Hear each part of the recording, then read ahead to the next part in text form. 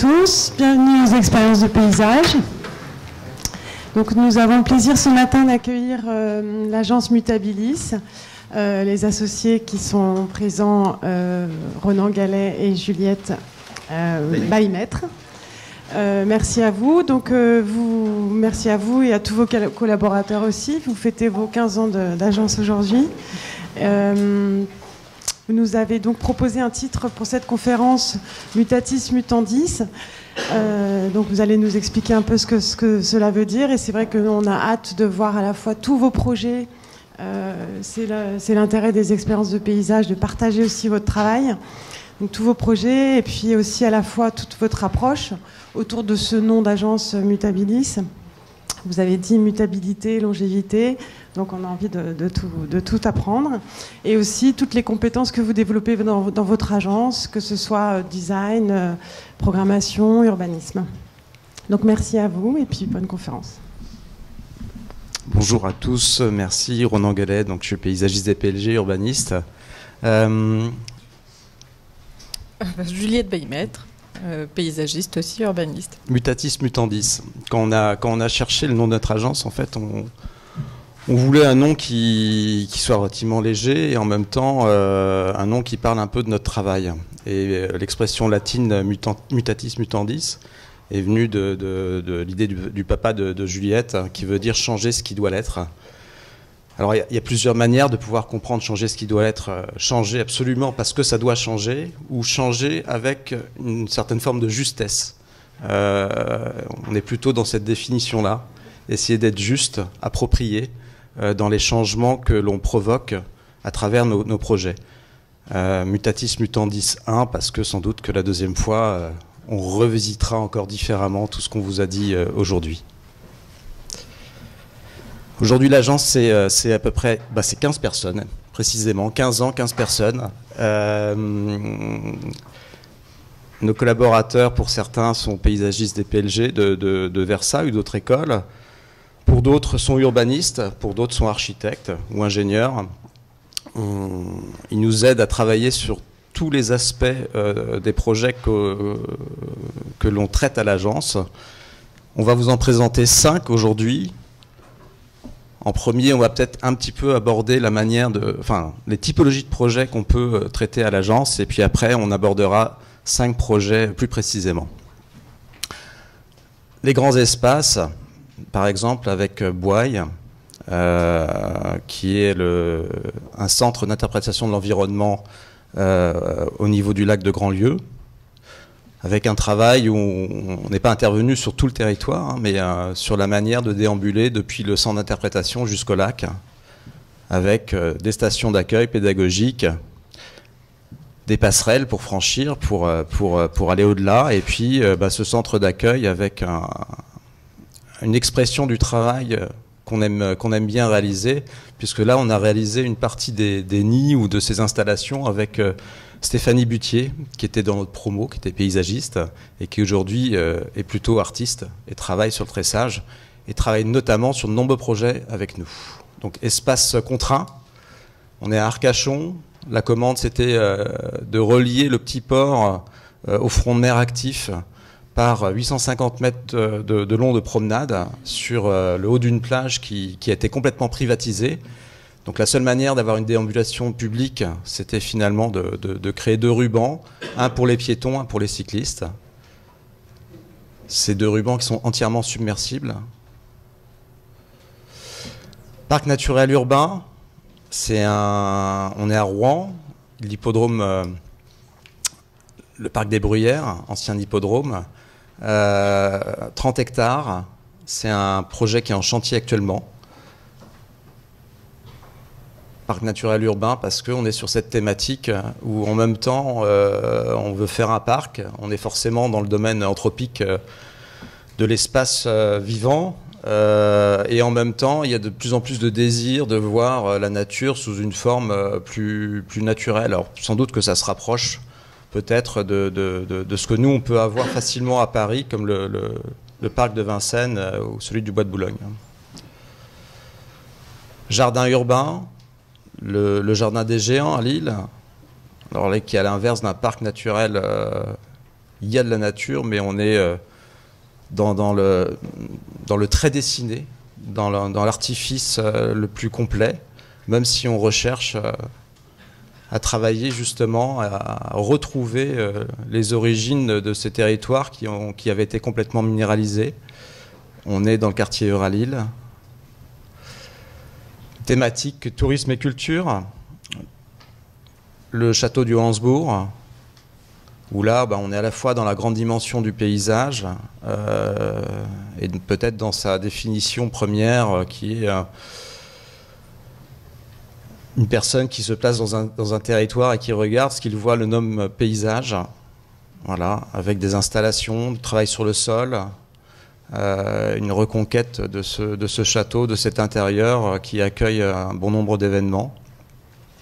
Un travail sur des bijoux. On a eu la chance de travailler sur une commande un peu exceptionnelle dans un gratte-ciel à La Défense. On nous a demandé de faire un jardin. Ça pouvait très vite se finir avec des pots de ficus. Et puis on a proposé un jardin suspendu. Toujours travailler avec des artistes. Quentin Garel pour les crosses de fougères que vous pouvez distinguer au centre de l'image, ou avec Stéphanie Butier pour ce travail sur les cocons qui était censé symboliser, enfin qui symbolise l'intériorité que l'on doit retrouver dans un jardin, Hortus conclusus, et la manière de pouvoir s'extraire finalement d'un monde et de recréer un monde à petite dimension.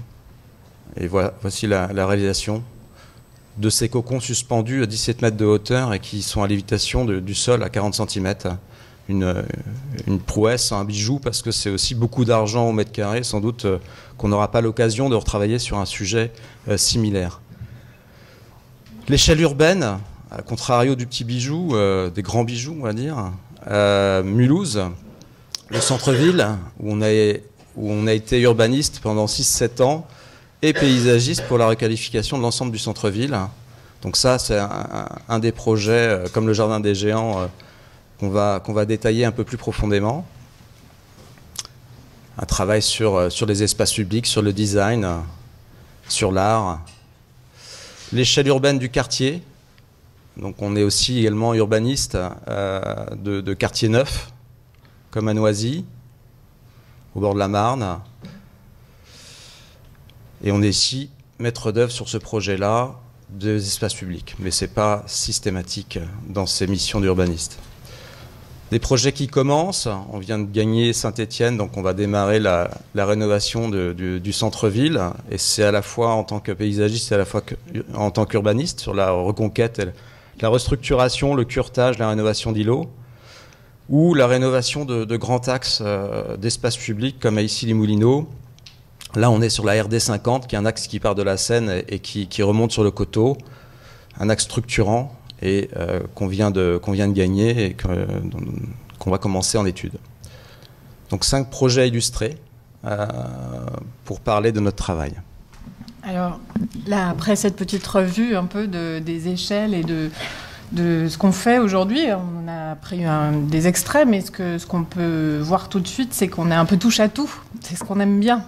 Effectivement, gestion des très grands espaces avec un aspect très naturel et très écologique, et justement où l'expression mutatis mutandis vraiment a sa place, parce que l'idée est de faire le minimum mais le plus juste. Et puis il y a d'autres choses qui sont du coup beaucoup plus sophistiquées, mais quoi qu'il arrive, toutes ces expériences de paysage justement sont de la gestion spatiale, de la compréhension de l'espace dans lequel on s'insère. Et puis nous, on adore descendre jusqu'à la définition du mobilier, du design, etc. Donc on aime bien rassembler les deux hémisphères du cerveau et faire le tour de tout. Ce qui fait qu'à chaque fois, on a des histoires à raconter, parce que sinon on se fait suer. Et puis on a des histoires à raconter à grande comme à toute petite échelle. Donc c'est ce qu'on va essayer de faire à peu près pour les 5 projets. Les présalés, donc on a fait ça systématiquement. Vous avez une petite fiche d'identité du projet là avec la localisation. Donc on est entre Arcachon et la Thèse de Buch. La grande commune de la Thèse de Buch. Donc on était mandataire sur cette opération, associé à Didier Gourmelon en architecture, au bureau d'études à Ingérop et à Raphaël Zumbil en tant qu'écologue. C'est 44 hectares de surface complètement enfrichée qu'on nous demandait de revaloriser, et puis pour un petit budget d'environ 3,5 millions. Je pense que peut-être Arcachon vous dit quelque chose. La thèse de bûche, c'est bizarre, les gens ne voient pas trop. Donc voilà, vous avez à peu près la localisation. Les 44 hectares, les voici. On est vraiment dans un milieu qui est très très hétérogène, à la fois très urbain, à la fois un peu industriel. C'est un site qui est longé par une grande voie ferrée qui distribue des petites activités. Et puis il y a aussi une partie ostréicole, puisqu'on est vraiment au bord de la mer. Là, à l'embouchure, on est dans le bassin d'Arcachon, avec un village d'ostréiculteurs qui borde le site. Voilà, en arrivant, le constat, c'est un espace donc enfriché, endigué, qui avant était ouvert à la mer. Et la question, c'était de savoir comment faire re-rentrer cette mer pour remettre en place des milieux, et notamment les prés salés. Donc, ce sont des chors qui sont des espaces complètement inondés, par la mer de temps en temps, et puis qui en gros, ramènent beaucoup de biodiversité. C'est des espaces qui sont propices à tout ce qui est oiseaux migrateurs, tout ce qui est limicole, et voilà. Donc, la restitution des chors, premier effort. Et puis, il y avait d'autres choses sur le site quand on est arrivé, des touradons, quelques sérapias, mais tout ça pris dans une mer de baccaris qui avait tout récupéré en termes d'espace. Le baccaris étant un arbuste invasif sur ces milieux et qu'on voit en premier plan. Et puis il y avait des petites choses drôles comme ça. Je vous ai parlé d'ostréiculteurs. Il y avait des chemins dans cette grande friche constituée avec des sacs et des coquilles d'huîtres vides. Ça, c'est des petites choses qui, quand on arrive sur site, on aime bien récupérer, faire un peu la collecte des petits trésors. Alors, des fois, c'est des choses aussi simples que ça. Des fois, ça fait partie de la culture, des histoires sur lesquelles on s'appuie pour composer et pour se recréer un univers, finalement. Voilà l'état initial à gauche et les présalés à droite. On voit la transformation de l'espace. On voit, j'ai pas de pointeur, mais sur la partie droite de l'image, donc dans côté présalé, qu'on a réouvert une grande. Ah ben voilà, vas-y. On a réouvert cet espace-là qui est vraiment reconstitué par des chors aujourd'hui.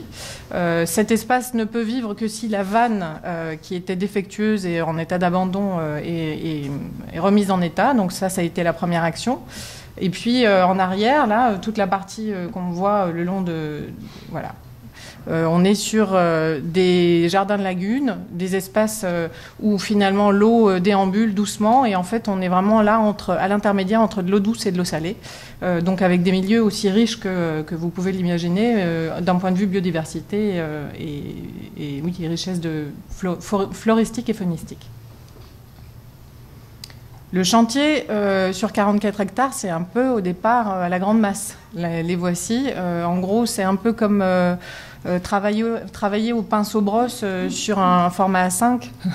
C'est un peu ce qu'on a fait. Il y a un moment où il faut rentrer dans la matière. Donc, ce qui a été intéressant, c'est que là, notre pinceau-brosse, ça a été la mer. C'est-à-dire que la vanne étant défectueuse, en fait, on a tout ouvert pour réintroduire la mer et se servir de l'eau salée pour faire un peu de tri. Ça a été une des choses intéressantes. Sur 44 hectares, finalement, c'était bien. Et puis voilà, après, gros chantier de terrassement pour mettre en place les jardins de lagunes. Vas-y. Ouais, sur la mer, justement, ce qui est intéressant, c'est on voit la digue. Et quand on est sur 44 hectares, c'est très grand, ça peut paraître très grand. Et en même temps, le travail, ça a été tout petit.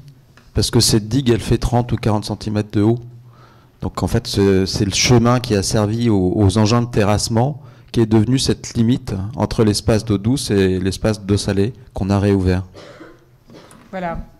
Donc je passe un peu vite. Et puis il y a des choses, évidemment, des milieux qu'on a préservés, comme des boisements de pionniers. Et puis bien sûr, les petits trésors qu'on avait trouvés, des osmondes, je crois qu'il y avait des sérapias, il y avait donc ces fameux touradons qu'on a trouvés sur le site en arrivant. Donc voilà, vous avez un peu là l'état des lieux initial. Là, la vue sur la mer avec la partie vanne restaurée. Une fois que ça a été mis en place, on retrouve des chors. Les voici. En gros, ça a l'air de rien et en même temps, c'est des endroits qui sont incroyables en termes de biodiversité. Cet espace-là, très ouvert, très grand, permet beaucoup de découvertes, d'usages, parce que finalement, alors on a parlé de la digue, l'idée a été essentiellement de travailler sur la manière de cheminer dans ce très très grand espace, la manière de faire découvrir les petits trésors. Donc là, on a mis en place des stations. Et puis globalement, tout est toujours en retrait du site, c'est-à-dire qu'on est légèrement décollé du site de manière à pouvoir l'observer au mieux. Et puis finalement, c'est cette discrétion un peu par rapport au site naturel qui était recherchée pour éviter la déambulation spontanée à peu près partout. On a en gros, grâce à cette digue et ces chemins mis en place légèrement décollés du sol, permis de maîtriser l'usage du site. Voilà, aujourd'hui, ça ressemble à ça. Les gens font beaucoup de vélos partout, marchent, et c'est devenu un espace complètement incroyable de découverte et de promenade et qui améliore grandement le cadre de vie globalement. Lieu d'observation, avec là, travailler avec Didier justement, Gourmelon, les points d'observation.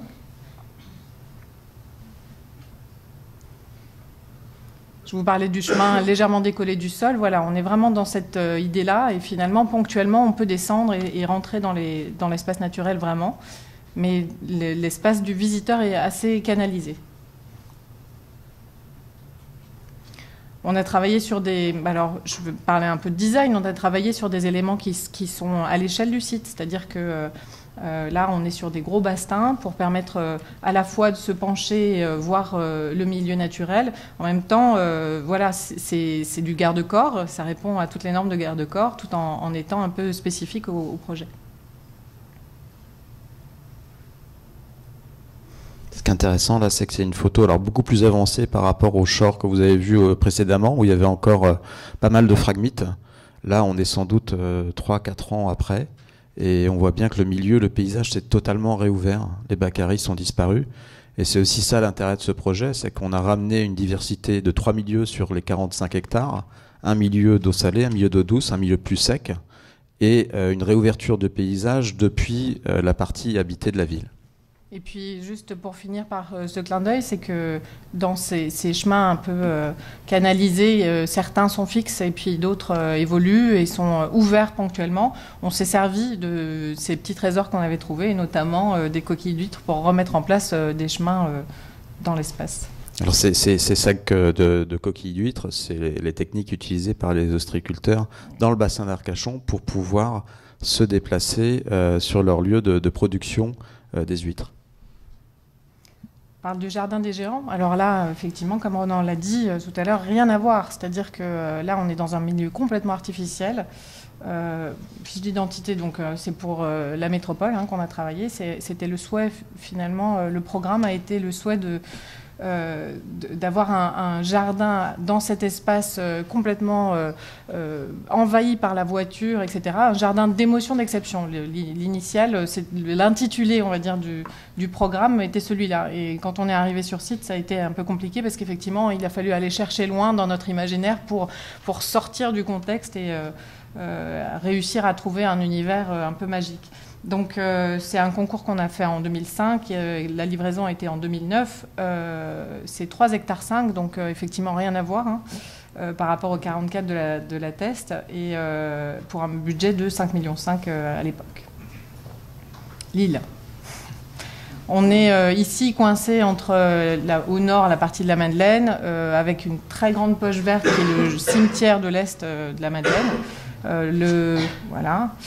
Un grand parc au sud qui est le parc des Dondaines, mais surtout ce qui était très présent dans le site, c'est Euralille, avec l'île Flandre juste à côté, le quartier que vous connaissez de bureaux, et puis le parc Matisse juste de l'autre côté du périph'. Il y a un périphérique qui est en gros une des contraintes majeures du site, très bruyant, qui passe de sous le sol à au-dessus du sol, donc bruyant et visible. C'était en gros une des complexités à gérer. On est juste à côté du centre-ville de Lille. Voilà, en arrivant, c'était ça. Donc c'est vrai que pour le jardin d'émotion d'exception, c'était compliqué. Le premier acte a été de virer toutes ces bagnoles. Il y a un parking enterré souterrain vers le nord du site, vers le sud du site, pardon, qui a été mis en place. De manière, c'est presque un siphon, quoi. Tout a disparu dedans et voilà, on s'est retrouvé sur une gigantesque mer d'enrobés. Avec quand même quelques arbres, on les voit là. Alors c'était peut-être le point de départ. Et puis à côté de ça, on a été chercher dans la culture du local et on a essayé de se trouver des histoires à raconter comme support, comme démarrage. Le support, ça a été l'histoire. Donc, on s'est d'abord demandé qu'est-ce qui allait ressembler ces 87 communes, puisque le jardin est le lieu de la communauté. Donc, ces 87 communes, enfin à l'époque en tout cas, 87 communes, l'île métropole, et toutes sont caractérisées par représentées par un géant. Et vous connaissez la tradition du Nord qui est très vivace, très active. Ces géants, ils sortent une fois par an et puis ils sont préparés toute l'année pour leur sortie, justement. Ils sont faits d'osier et ensuite recouverts et parés comme on le voit là. Ces géants, ils peuvent être des personnages, mais ils peuvent être aussi des animaux. Enfin bref, l'esprit du géant, finalement, peut être incarné par pas mal de figures. Les géants sont les gardiens des clés des villes dans le Nord. Et du coup, on s'était tout trouvé d'avoir des géants qui allaient garder les clés des 85 communes ou 87 communes de l'époque. Alors, on s'est raconté, et d'ailleurs, notre première page d'introduction de ce concours a été une histoire racontée. Et on a raconté qu'on avait été rechercher ces géants qui avaient clairement disparu du coin. Et puis qu'ils étaient revenus sur le lieu d'origine, puisque le parking, avant d'être parking, il y a très longtemps, c'était des marais. Et là, force était de constater qu'il n'y avait plus d'eau, donc plus de fertilité. Et pour nous, l'essence même de la richesse et du paysage, c'est l'eau. Donc première action, retrouver l'eau. Et ces géants, donc, pour nous, seraient revenus sur le site avec des bâtons de sourcier pour retrouver cette eau. Donc, on est parti un peu loin, c'est vrai. Mais du coup, ça nous a permis aussi de sortir un peu de l'image traditionnelle des géants. Et c'était un peu l'écueil de cet exercice, c'était d'éviter de tomber dans le kitsch de manière un peu facile, dire tiens, lui c'est le géant de telle ville et telle ville. Non, on a un peu convoqué ces esprits pour faire un support. Et puis, dans le programme, il y avait aussi beaucoup de références des jardins italiens. Donc, on s'est appuyé dessus, finalement, pour se dire, les géants, c'est à la fois du végétal, à la fois les émergences et les éléments bâtis du projet. On a travaillé ici avec Duncan Lewis pour toutes les parties architecture. Et puis, on a travaillé aussi sur la figure du bâton de sourcier, parce que c'était finalement assez pratique comme outil pour décliner des choses sur le design. Et ensuite, évidemment, il faut dire qu'on connaissait son travail. Quand on a réfléchi osier et grand format et figure des géants comme ça qu'on a dessiné nous-mêmes, on a demandé à Stéphanie Butier de venir nous aider dessus et de construire avec nous ces têtes de géants qui allaient émerger du végétal. Alors ici, on voit, il est couvert de verre parce que le végétal est encore actif, mais il y a des parties qui sont complètement désactivées et qui servent de guide, pour du taupière. Donc ces habitants du jardin, voilà, on voit là un géant désactivé parce qu'il n'est pas vert.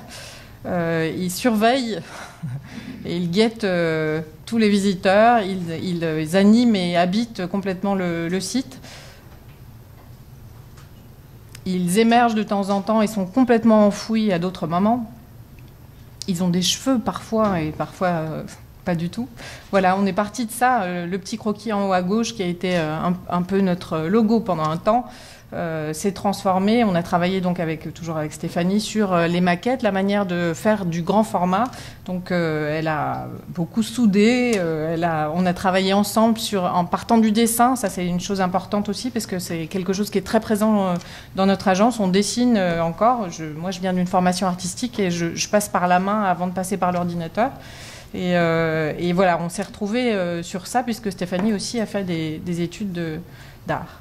Et les autres géants, on les voit moins, on en parle moins, mais ils sont bien là. Alors des fois, ce sont des têtes d'animaux, et on a fait travailler Quentin Garel, qui est un artiste qu'on aime beaucoup, qui est un copain aussi, et il convenait très bien finalement à cette ambiance un peu magique des jardins italiens, et on lui a demandé de sculpter des têtes d'animaux, format géant. On le voit là. Des allégories des géants. On le voit là en train d'installer ces têtes.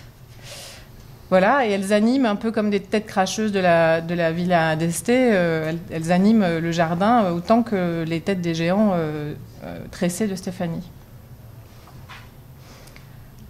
Voilà, les bâtons des sourciers, vous les voyez maintenant. C'est un peu l'explication de cette grille qui est dessinée par nous. Vous avez le plan. Alors, il y a beaucoup d'histoires sur ce jardin, mais finalement, quand on regarde son plan, il a une vraie logique d'intégration et d'insertion dans son environnement. La partie en bas, qui est le parvis des nuages ici, elle est traitée de manière extrêmement simple. C'est là que toutes les voitures ont été siphonnées. Toutes les voitures sont en dessous, donc on est sur dalle. Et surtout, là, on a une forme de belvédère sur Ralil. Donc, on a voulu garder cet espace très, très ouvert. On l'a appelé le parvis des nuages parce que c'est essentiellement des graminées, en fait, qui viennent animer. Et puis, on voit bien que d'un point de vue déplacement, on est complètement strié sur cet espace-là parce que c'est l'espace d'accueil de l'île métropole. Et puis, la logique, c'est qu'il y a la gare de Ralil qui est ici. Ici, c'était le parvis d'entrée des bureaux de la métropole, avec, je ne sais plus, il y a 3000, 4000 personnes qui bossent dedans. Donc ça nous semblait vraiment essentiel que cette partie-là, avec le parking de 400 places en souterrain, reste totalement ouverte. Et puis après, je continue peut-être, il y a l'herbe des géants, qui est en fait la partie qui est le plus en contact avec le périphérique, où on a voulu un peu introvertir l'expérience dans une herbe de bambou, en réalité, pour arriver sur la partie du jardin des sources, où les géants sont revenus et ont puisé dans le sol, ce qui a permis de redonner vie au jardin. Donc on passe d'espace très ouvert, belvédère, à quelque chose de vraiment très fermé, où on rentre dans un univers, et puis on retrouve cette eau sur les bassins, avec un système de circuit d'eau un peu complexe, qui a l'avantage de mettre l'eau sous toutes ses formes. On le voit là, le circuit d'eau, on part de la partie parvis des nuages, et puis on est en système en boucle complètement, et on a une forme de delta avec des rigoles qui viennent alimenter la partie bambou, et puis qui ensuite qui viennent animer la partie bambou, et ensuite on retrouve ces grands bassins avec toujours ces rigoles qui viennent alimenter des parties tout en saules, les saules qu'on retrouve avec les géants, ou alors des bassins très très ouverts. Une petite anecdote là-dessus, quand on a fait le concours, donc on savait que le parking allait être enterré profondément dans un ancien secteur de marécage, donc il y aurait de l'eau à puiser tout autour des parois blindées. Et puis, pour des histoires de découpage administratif, on n'a pas pu faire récupérer l'eau autour du cylindre. Donc on a dû créer, nous, un forage, parce qu'on voulait que cette eau, ce soit de l'eau du site, avec une étude pour pas abîmer la nappe, etc. Et par la suite, ils ont dû rajouter d'autres forages pour pouvoir relever la nappe autour du cylindre. Donc le petit loupé là-dedans, c'est finalement qu'on aurait bien voulu que l'eau vraiment parte d'ici. En réalité, elle part d'ici, elle est puisée ici, elle est remontée jusqu'au parvis des nuages, et puis elle descend de manière gravitaire jusqu'en bas dans un circuit fermé. Voilà, c'est comme ça qu'on retrouve finalement, et qu'on a retrouvé l'eau sur le site, avec l'idée de ces géants, de ces émergences donc architecturales, sculpturales et végétales finalement. On a réintroduit pas mal de taxodium pour leur qualité de lumière et de couleur de feuillage. On s'est servi de l'eau sous toutes ses formes, donc il y a un peu de vaporisation sur l'allée principale dès qu'on arrive vers ce qu'on a appelé le labyrinthe des murmures, qui est vraiment cette partie confinée très ancrée dans l'eau, qui est une sorte de grande résille métal, encore une fois légèrement décollée du sol, de manière à ce qu'on retrouve des vrais espaces plantés et un peu spontanés dans le site. Voilà.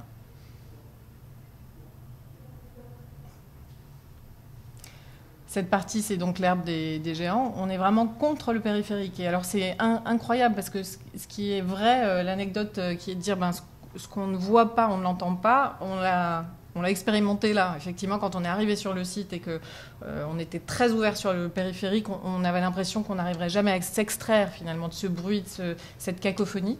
Et sur le site aujourd'hui, on l'entend presque plus. Alors on a même été jusqu'à faire des contre-bruits. On a dispersé de manière assez discrète dans cet espace des carillons, etc., qui forment des contre-bruits. Et finalement, voilà, c'est vraiment le démarrage de l'expérience quand on rentre dans le jardin.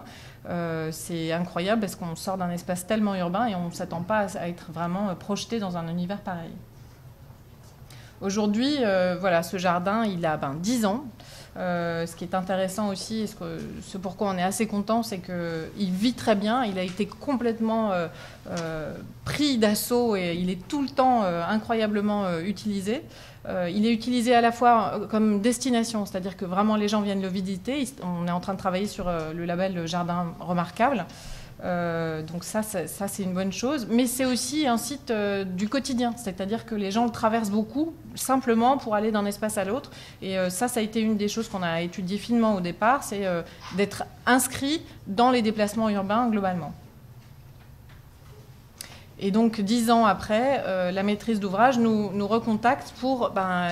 le site vit très bien. Ils aimeraient améliorer certaines choses sur la signalétique. Ils ont eu envie de retravailler sur certaines parties, et notamment une des émergences architecturales qui était moins utilisée et moins intéressante dans le projet. Donc ils nous réinterrogent pour ça, et ça c'est une bonne chose. Parce que finalement, quand on livre un projet, on sait bien ce qui se passe. C'est le démarrage de sa vie. Et la gestion derrière, même si on essaie de l'accompagner au maximum, on se rend compte que si on n'en discute pas auparavant, après nous on n'a pas plus de prise sur les choses. Donc là on est très content d'être réinterrogé pour revoir et continuer à travailler sur ce projet. Et alors vous voyez, je continue à faire défiler les images, mais ce lieu sert à tout. C'est un jardin dense et pourtant on y fait la foire, je ne sais plus comment elle s'appelle, de Lille. Ils y font des shootings de mode. Enfin bref, c'est génial. Quand on y va, on redécouvre notre projet. On en est plutôt fiers, je vous l'accorde. En tout cas, là, ce qui est intéressant aussi dans ce projet, et pour finir là-dessus, c'est qu'il a vraiment marqué un renouveau du quartier. La partie au nord qui s'appelle la Madeleine, c'est un quartier qui aujourd'hui est vraiment un des quartiers qui marche très bien et qui est très plébiscité par les Lillois globalement, et qui est très animé. Et le jardin a fait partie de ce renouveau et de cette mutation globale. Le mail François Mitterrand à Rennes. Moi, je suis rennais d'origine, donc c'était un vrai plaisir de pouvoir retravailler sur cet axe que j'ai connu Je suis né juste à côté, à 300 mètres. Et je l'ai traversé pendant des années pour aller dans mon lycée. C'est 5 hectares d'espace public, à peu près 40 ou 50 mètres de large, 850 mètres de long, réalisé entre 2010 et 2015. On est aux portes du centre-ville. Le Mail, c'est un espace historique, pas le plus vieux de la ville, parce que de mémoire, ça doit être au XVIe siècle qu'il apparaît. On est dans une partie aussi marécageuse. À l'origine, c'est juste une grande promenade qui est bordée de prés, de champs, de marais, et qui est un espace de déambulatoire et un espace de jeu. Et puis progressivement, tout ce territoire s'est construit. Évidemment, aujourd'hui, on part de là. Enfin, hier, on est parti de là. On est parti d'un espace extrêmement routier. Une nappe uniforme, homogène, d'enrobé, avec 4 hectares de stationnement, avec un sol aussi complètement déformé, chose qu'on voit pas très bien sur les photos, mais le centre du Mail est totalement bombé, le nivellement était relativement moche. Et puis une première essai de conquête de la part de la ville de Rennes, de reconquête au bout du Mail, où ils avaient fait un espace instabilisé avec de l'herbe entouré de barrières, donc forcément pas très approprié, parce que quand on habite sur les rives, c'est difficile de traverser, d'y aller tout simplement. le jardin de la Confluence tel qu'il était, avec quelques taxodiums plantés par la ville et le Rotary Club. Donc ça démarre tout ça par un travail sur la programmation. On nous demandait de faire finalement au centre du Mail un grand jardin, un peu comme ils avaient fait sur la place de Bretagne, sur la rive opposée du jardin de la Confluence. Et puis il nous disait, en gros, on va mettre des voitures au nord et au sud et des bus. Nous, on a posé pas mal de questions, on a réfléchi, on leur a montré que finalement il y avait rarement des configurations en terre-plein central entourées de flux motorisés qui faisaient des beaux espaces et qui faisaient des espaces vivants. Donc on a proposé que tous les flux aillent sur la partie sud du Mail, de manière à ce que la partie nord du Mail, qui elle prend le soleil, soit plus qu'une partie piétonne qui rive le terre-plein central au nord. Et de cette manière-là, on leur suggérait, on leur proposait qu'il y aurait une grande mutabilité sur les rez-de-chaussée et que du coup, il y aurait vraiment l'espace public ferait prise et ferait corps avec son environnement proche bâti. Et nous, ce qui nous paraît très important quand on parle d'espace urbain, c'est ce contact des rez-de-chaussée avec l'espace public. Alors oui, là, c'est 40 mètres de large. On doit être entre 50 et 40. 850 mètres de long. C'est grand, c'est long. Là, la confluence de l'île et de la Vilaine. Donc, un travail sur cette longueur. On a travaillé sur les intensités d'usage qu'on pouvait prévoir parce que ici on avait une partie avec plus de restaurants déjà existants, ici une partie avec boîte de nuit, il y avait la tour de Jean Nouvel qui allait se construire à cet endroit-là. Ici il y a une poste. Ici il y avait un magasin de design qui a été déplacé au pied de la tour de Jean Nouvel et puis c'est un chocolatier qui est arrivé ici. Donc on savait qu'il y avait des endroits où il y aurait plus d'intensité et d'autres où il y en aurait un peu moins. Ce qui nous a permis de faire des hypothèses, aussi de matérialité au sol. On n'avait pas un budget très conséquent. C'était, quand on l'a gagné, c'était 7,1 millions, 7,3 millions. Pour 5 hectares d'espace public avec des réseaux, un gros programme lourd de réseaux, de rénovation, c'était vraiment peu. Donc ça nous permettait pas d'imaginer beaucoup de matérialité, d'avoir beaucoup de liberté. Donc on savait qu'on allait travailler encore pas mal d'enrobés et on voulait des espaces minéraux parce que c'est ceux qui permettent de résister le mieux à l'usage, à la quantité d'usage et au temps. Et puis on voulait s'inscrire dans la culture, comme au Jardin des Géants, donc sur l'imagerie et la culture bretonne. On a fait des recherches un peu graphiques, donc sur les drapeaux, sur le blanc, le noir, sur les rythmes. On s'est dit que tout ça, ça nous permettrait de faire des imprimés, un gros travail au sol, à la fois sur la question des usages par le sol et puis sur la manière de pouvoir rythmer, architecturer l'espace. On a commencé progressivement, au fur et à mesure des études, à développer des thématiques par tronçon, à la fois intergénérationnelles bien sûr, parce qu'on se préoccupe des petits et des plus vieux, mais comme des jeunes et des adultes. Et puis dans cette démarche, on intègre aussi dans la concertation, parce qu'on a fait de la concertation, mais pas une concertation uniquement traditionnelle, où on est dans une salle comme ça, puis on parle du projet et on dit ce qu'on va faire, ou une concertation simplement avec les adultes et toujours les mêmes, parce que c'est eux qui viennent aux horaires proposés. Là, on est allé chercher les enfants. Et donc, on est allé sur site, puis on nous a fait parler, on nous a fait dessiner, on nous a fait arpenter. Puis certains nous ont dit, tiens, moi je viens courir entre les voitures le week-end avec mon papa. D'autres nous ont parlé de leur désir de certains jeux, etc. Et donc, après cette rencontre avec les enfants d'une école à proximité et des classes qui avaient bien voulu jouer le jeu, on a reprogrammé certains espaces pour essayer de traduire ce que les enfants aimeraient avoir. Et donc progressivement, on est arrivé vers ce plan masse avec deux rives, des rives empierrées au contact des rez-de-chaussée, un terre-plein qui conservait sa minéralité, et puis qui parfois passaient en végétal avec des grandes zones de pelouse ou avec d'autres formes de supports, notamment des stabilisés qui permettent des jeux de boules, les jeux de palets, etc.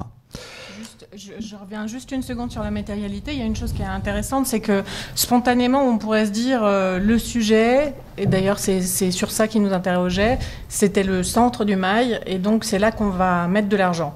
Certes, on a mis de l'argent sur le centre du mail, mais sur la question de la matérialité du sol, on a fini par faire le choix de garder la pierre, hein, qui est le matériau le plus noble, sur les rives, et d'avoir au centre cet enrobé qui finalement n'est pas subi puisqu'il devient un grand tableau noir sur lequel on peut raconter plein d'histoires. Donc ça, c'était une chose importante et qui nous a permis de rester dans le budget alloué. Et surtout, ce tableau noir, c'est aussi un sol lisse. Donc un sol, c'est aussi un caractère, c'est ce qui permet aussi pas mal d'usages. Là, on peut faire du roller, on peut faire du vélo, on peut faire plein de choses. On peut imprimer des pas de danse et puis voilà, le promeneur, l'usager peut s'amuser à essayer de danser. C'est ce qu'on avait imaginé en tout cas à travers nos premières perspectives dans les études préalables. Donc des jeux d'échecs, un lieu où il y aurait des jeux pour les enfants, mais un lieu où on pourrait aussi installer des événements nocturnes. Vous voyez cette grande mire qu'on a réalisée pour cet enfant qui nous a dit qu'il courait avec son papa, et finalement on a comme ça une mire qui part de 0 jusqu'à 850 mètres, qui permet aussi de mesurer la dimension de l'espace. On a ces petits clins d'œil pour que les chiens fassent ce qu'ils ont besoin de faire aux bons endroits. On travaille donc vous voyez la tour de Jean Nouvel qui est construite, et la tête du mail qui était un espace difforme, assez moche, et là qui est maintenant un espace très organisé et qui accueille des marchés. Cette reconquête de cette frange nord qui aujourd'hui est en train de se transformer, de muter, des bandes actives où alors ça marche tellement bien aujourd'hui qu'ils ont doublé le nombre d'agrès. Voilà. Ils ont monté une association des sportifs du mail. Et puis des lieux, ce qu'on aime bien, c'est éviter de faire des zones trop fermées. Alors malheureusement, la préfecture nous a imposé de fermer les jeux pour les enfants, parce qu'en France, on est complètement psychotique avec ça.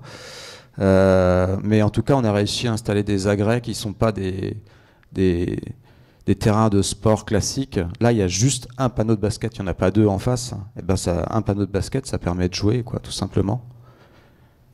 Donc il y a les damiers, toujours. Il y a les espaces de jeu pour les enfants. On peut courir. Il y a des folies, des ponctuations. On avait un peu en tête le travail de 15 à Bruxelles qu'on avait vu. Et puis on aime bien, nous, tout ce travail tressé qu'on fait avec Stéphanie, que vous avez pu voir ailleurs. Donc là, on a fait 3 folies pour marquer l'espace de la Poste, l'espace de la Confluence et l'espace un peu actif avec les commerces et les restaurants. Ce sont des grandes ombrières, et là, pour le coup, on a demandé à Stéphanie de tresser avec du métal. Ce qu'elle avait commencé à faire, mais qui est toujours une nouvelle aventure pour elle. Il y a une question d'échelle. Alors, elle n'a pas travaillé forcément sur la structure. On a travaillé évidemment ensemble sur la structure.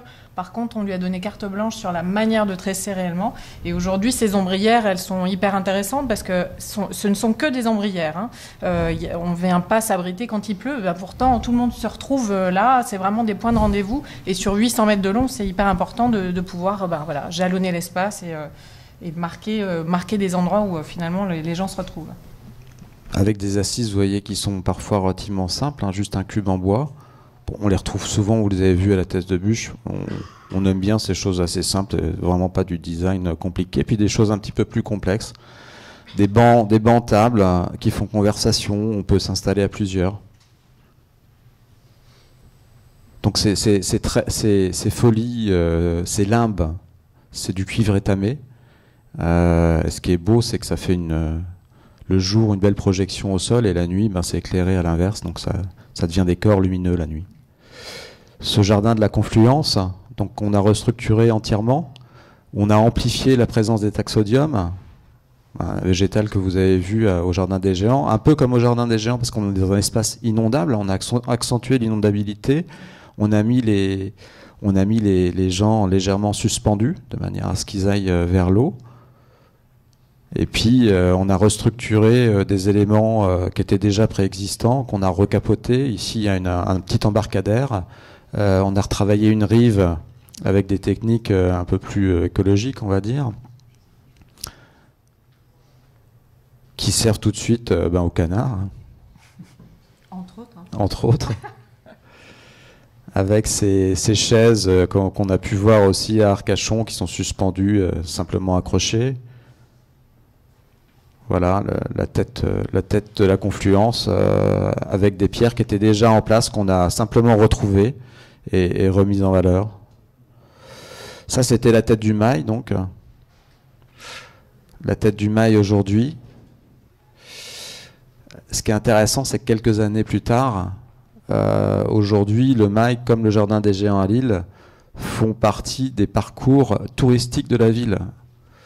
Et donc, à l'Office du tourisme, on retrouve des images.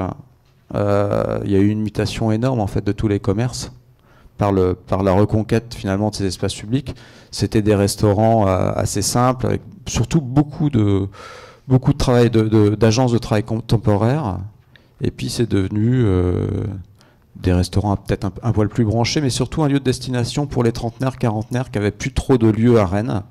Parce qu'à Rennes, il y a la rue de la Soif qui est très connue pour les 50 000 étudiants rennais, la rue de Saint-Malo, la rue Saint-Michel. C'est hyper sympa, mais c'est pas vraiment pour les trentenaires, quarantenaires. Et là, maintenant, il y a un lieu de rassemblement et les gens y viennent largement.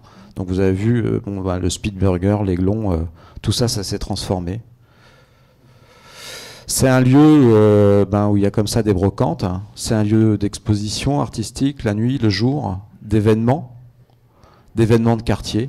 C'est ça qui est chouette aussi. Et c'est Sol qui le permet, faut pas l'oublier. Et il manque, mais il y a sur cet emplacement où vous voyez les gens attablés, toutes les semaines, il y a un marché bio qui s'est installé, alors qu'on est juste à côté du grand marché des Lys de Rennes, qui est un des plus grands marchés ouverts au niveau national. Et on avait suggéré que ce serait bien qu'il y ait un marché. Et ça, la mairie a joué le jeu et ça marche très très bien. On n'est pas tout seul dans ces projets-là, en fait. La mise en vie par les associations de quartier, par les commerçants, par les élus, les techniciens, tout ça, c'est vraiment vital pour qu'il y ait une cohérence et que le projet fonctionne.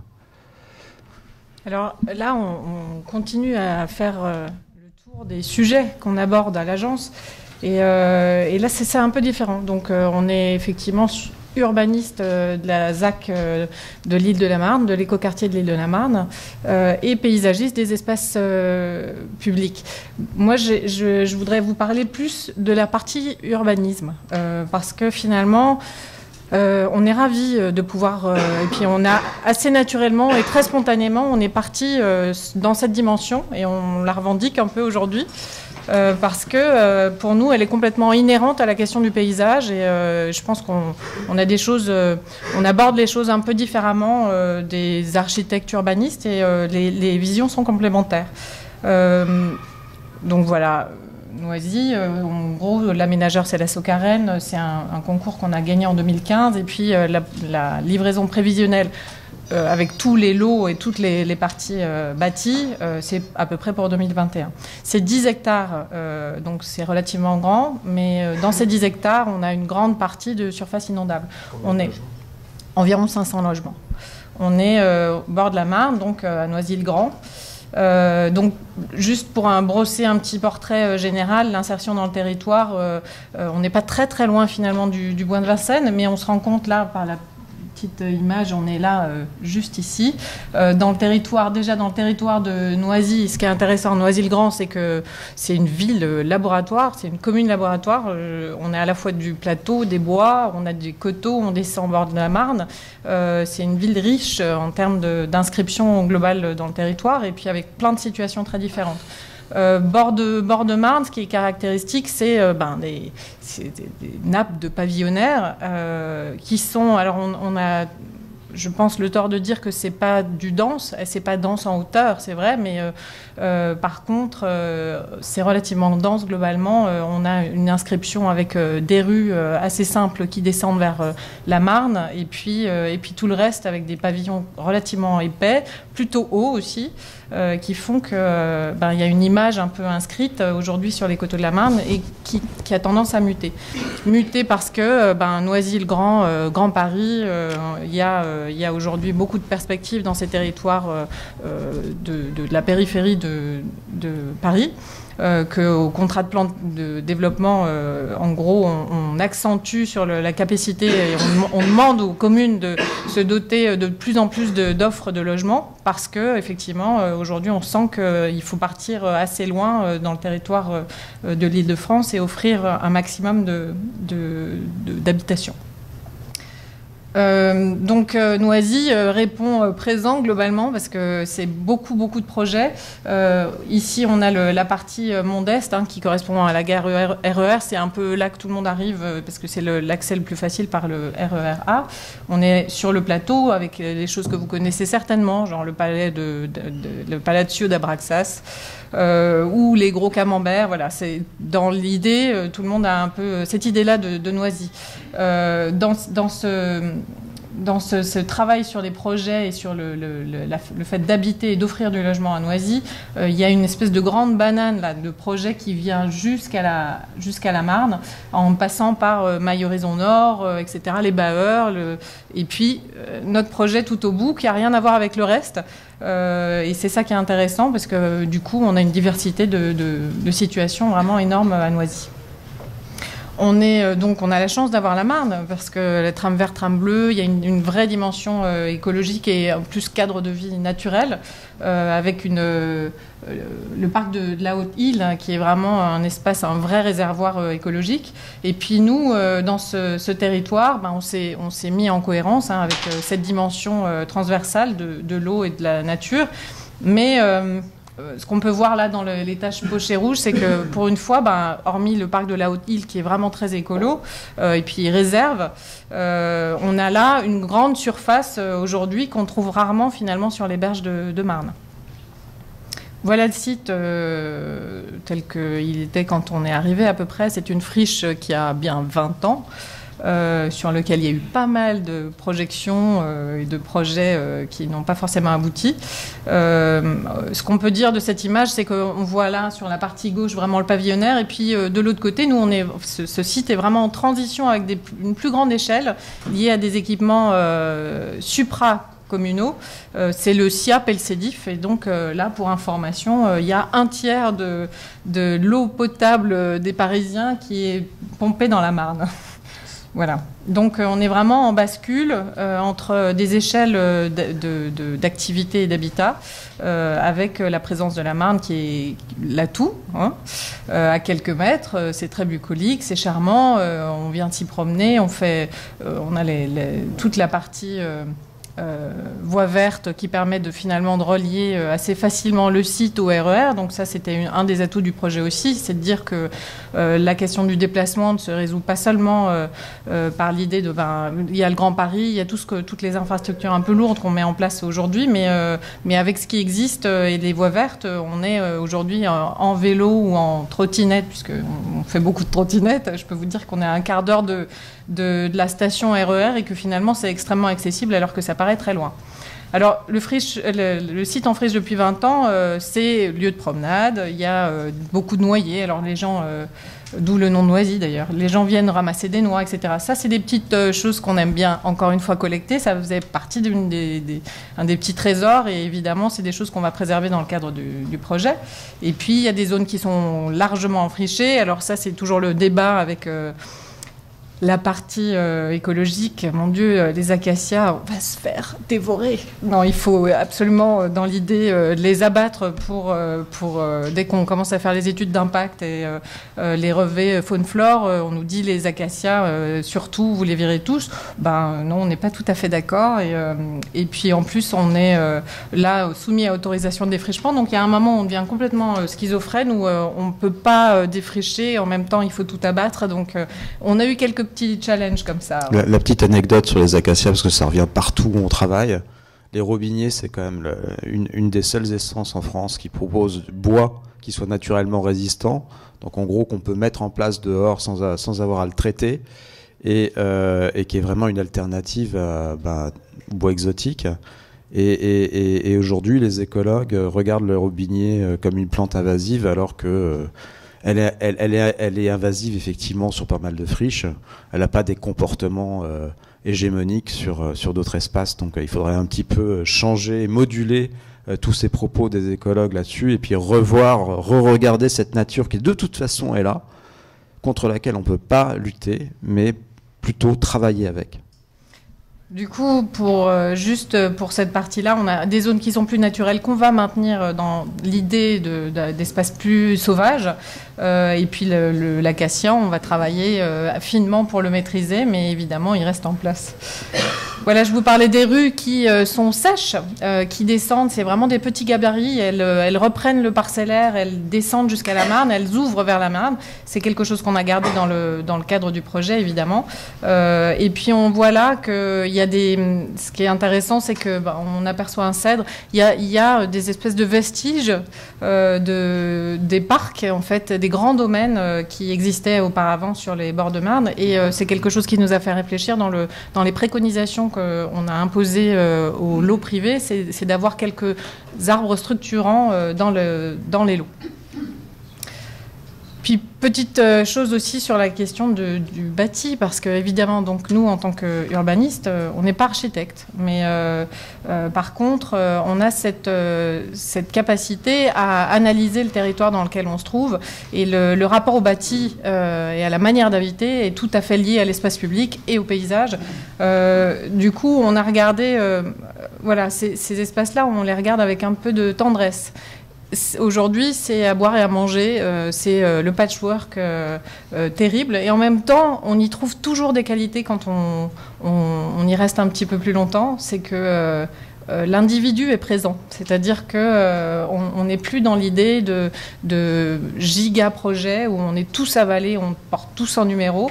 Chacun a sa petite chose un peu différente des autres, que ça soit au niveau clôture. Il y a un travail assez fin et assez riche, mais très spontané, de travail intérieur-extérieur. Il y a, voilà. Être capable de dire j'habite la maison en briques rouge ou la maison bleue ou la maison jaune. Ça nous paraît quelque chose d'assez intéressant, même si c'est des fois ramené à l'échelle d'un immeuble. Et toutes ces architectures, elles sont cousines. Ce ne sont pas les mêmes, elles se ressemblent pourtant un peu. Elles sont cousines. Et on aime bien cette idée-là. Voilà. Et puis aujourd'hui, les coteaux et tout le tissu pavillonnaire est confronté à ce que vous apercevez à droite, qui est la construction, la densité. On retrouve là des éléments alors qui sont plus ou moins maîtrisés, avec des effets de collage terribles, tout d'un coup un R+5 qui est venu se coller, puis hop. Mais voilà, c'est un peu la vie du tissu de la banlieue, mais qui est plein de choses à découvrir et à mettre en avant plutôt que essayer de lutter contre, quoi. Donc la densification et la mutation du territoire, elle est évidente. Et nous, sur ce secteur-là, on a un rôle à jouer. C'est-à-dire que on est entre ces deux choses. 500 logements, c'est quand même pas mal sur ce site. Certes, c'est de la densification. Il y aura plus de monde. On monte un petit peu plus haut. Mais toute la question, c'est la cohérence des gabarits, la manière dont on va pouvoir travailler l'intermédiaire. Et puis je vous ai dit, bord de Marne, c'est sympa, mais en fait, il y a des fois où c'est un peu compliqué, et notamment par rapport à la question de l'inondabilité. Toutes les zones rouges, vous les voyez bien, et elles ont contraint le site. On est complètement dans l'incapacité de construire sur les zones rouges, évidemment. Donc, il faut être malin, et il faut travailler sur des architectures résilientes qui soient capables, aussi bien en termes de paysage, le parc est inondable, que le sous-sol des bâtiments. Puis la petite histoire, parce qu'on ne peut pas s'empêcher de se raconter des histoires. C'est peut-être parce que, je sais pas, c'est les enfants peut-être, ou un peu. On a gardé cette envie de toujours sortir un peu des contraintes, parce que des fois il y en a tellement qu'il faut raconter d'autres choses. Et en fait, en travaillant sur ce territoire-là et sur ce site-là, il y a quand même la petite carte en haut à droite, la bleue, là, on s'est dit, oh là là, l'eau, l'inondation, c'est terrible. Et il y a une chose qui apparaît, qui était invisible, et qu'on voit bien là, c'est qu'il y a une île. Alors, elle est complètement... j'ai un peu honte, parce que du coup, tout le monde dit l'île à Noisy. Maintenant, il n'y avait pas d'île, c'est clair. Enfin, si, il y en a peut-être une. On le voit dans les cartes initiales, là. Il y a les bras de la Marne, ça a évolué. Il y a peut-être une île, mais enfin, c'est ce qu'on dit. Et puis, elle apparaît encore aujourd'hui, et finalement, la petite tache blanche qu'on voit ici, là, c'est une zone constructible, et ça reforme cette idée de l'île qu'on a exploitée complètement. Ça, cette île, on la voit là sur la coupe. En fait, en réalité, c'est un merlon très moche. Il l'appelait le merlon, le remblai, etc. Je pense que c'est dans les années 50 qu'il est apparu. Mais on le transforme de manière jolie. Et puis, elle nous sert à raconter aussi la partie qui est plus liée à la Marne, avec de la dimension plus naturelle, et puis la partie qui est plus urbaine. Il y a aussi des rapports de vis-à-vis qui sont hyper intéressants et qu'on a travaillé sur le sujet, notamment rapport Coteau, île et Marne. Voilà, les postulats et ambitions, je passe rapidement. On voit bien, on reprend l'idée de l'architecture résiliente en haut à droite, l'idée de tirer l'esprit de la Marne très profondément dans le site, avec une nature à amplifier. On travaille sur le côté exemplaire du quartier. Et puis la dernière chose qui est finalement ce qui nous tient le plus à cœur, c'est la question des usages, de manière à rendre possible des usages qui soient complémentaires par rapport au secteur et qui soient une vraie plus-value globalement par rapport au quartier. Je vous ai mis quelques extraits de la fiche de l'eau. C'est intéressant parce que voilà, c'est un peu très schématique, mais ça reprend un peu ce qu'on vous a raconté, c'est-à-dire ce que j'ai évoqué là, le rapport avec les voisins, c'est-à-dire qu'on a parlé de bande de courtoisie de manière à ce que les rapports d'échelle soient un peu maîtrisés. L'architecture dans la pente aussi, on se rend compte que c'est quelque chose qui est tellement mal géré aujourd'hui qu'on a vraiment imposé un contact au sol parfait. C'est compliqué quand on est dans la pente, c'est clair, mais en même temps, c'est la condition sine qua non pour enrichir tout le rapport intérieur-extérieur. Et finalement, ça, c'est un des leitmotivs de la fiche de l'eau et du projet, c'est ce rapport intérieur-extérieur de manière à ce qu'il soit le plus riche possible. Et puis, cette petite image un peu simpliste, là, au milieu, là, le petit schéma, qui est de dire on n'est pas tous des numéros. On a travaillé, on a imposé aux architectes une trame entre 7 et 11 mètres de manière à rythmer l'architecture, de manière à avoir l'impression, même si c'est une opération globale, d'être quelqu'un dans le global. Ouais, c'est aussi ce qui permet de mieux gérer l'insertion des bâtiments dans la pente. Voilà, parce que plus ils sont longs, plus c'est compliqué de gérer la pente. Donc on a beaucoup parlé de la question de la typologie, évidemment, des rythmes toujours, de la manière d'habiter, des hauteurs, évidemment, des porosités, du rapport entre le public et le privé. Voilà, je passe un peu vite là-dessus avec le travail du socle qui est quelque chose d'essentiel pour nous, justement, toujours cet intérieur-extérieur, de manière à ce que on évite les éléments complètement linéaires où finalement on habite au rez-de-chaussée, on ne peut jamais sortir à l'extérieur, sauf en repassant par le grand couloir, puis le hall, puis le jardin intérieur, puis voilà, c'est le rapport intérieur-extérieur pour nous est la chose principale. Il y a une espèce de schizophrénie dans cette photo où on voit la volonté de rythmer la façade avec différents traitements et finalement on retrouve l'unification par le socle. Donc très étrange, on préfère vraiment assumer la diversité. Sur ce projet-là, c'est sûr. Voilà les choses qu'on a pu imposer aux architectes, qui est de dire on peut avoir une forme un peu simple comme ça, avec des bâtiments relativement traditionnels en termes d'insertion. On tient un alignement, on fabrique vraiment la rue, on dégage un cœur d'îlot, on travaille sur des porosités et des failles de manière à ce que l'espace public, depuis l'espace public, j'ai une animation vers le cœur d'îlot privé. C'est un peu donnant-donnant. Et puis, on impose cette trame qui est à la fois une trame constructive, à la fois une trame de diversité, et avec l'imposition aussi de travailler à plusieurs architectes sur un lot, donc entre 2 et 3 architectes sur un lot. Alors là, on nous a regardé avec des yeux comme ça, mais c'est effectivement les conditions pour une diversité. Vous avez là une maquette SketchUp qui parle de cette diversité, de cette granulométrie un peu fine et de la relation entre le pavillonnaire et les grandes emprises et la densification. Je vais un peu vite. Ça, c'est des images donc issues des résultats de concours. Donc ça, c'est l'interprétation des architectes face à notre cahier des charges. On voit bien qu'on a des architectures qui sont cousines. C'est vrai qu'il y a des choses qui se ressemblent, mais elles ont chacune un peu leur spécificité. Et puis ça, c'est des perspectives de la rue. Donc on est vraiment sur l'espace public. Les bâtiments que vous voyez, hein, c'est de la projection, c'est pas les bâtiments résultats de concours. Mais je voulais vous montrer cette image-là pour les rues sèches. On a repris ces gabarits. On a réintroduit l'idée quand même de gérer l'eau un peu différemment parce que on est dans une démarche un peu vertueuse. On récupère l'eau, aussi bien des lots privés que de l'espace public, et on les emmène dans le parc de manière à ce qu'elle soit valorisée. L'eau comme outil, c'est une contrainte technique, mais un outil de valorisation pour le paysage et un support de biodiversité. Voilà.